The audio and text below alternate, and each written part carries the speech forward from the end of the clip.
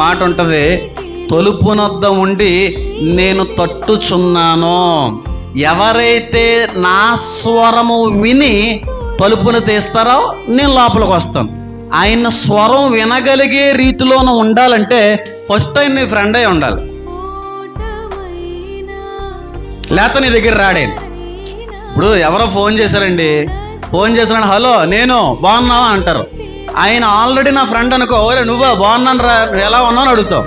అసలు ఫోన్ చేసిన వ్యక్తి స్వరం మన జీవితంలో ఎప్పుడు వినలేదు అనుకోండి, ఎలా ఉన్నావు బాగున్నావు అని అడుగుతావా, ఎవరండి మీరని అంటావా లేదా?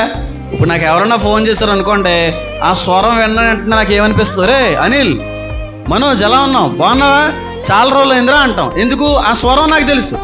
చిన్నప్పటి నుంచి కూడా ఆయనతో ఉన్నటువంటి సహవాసాన్ని బట్టి ఆ స్వరం నా జీవితం నిమిడిపోయింది.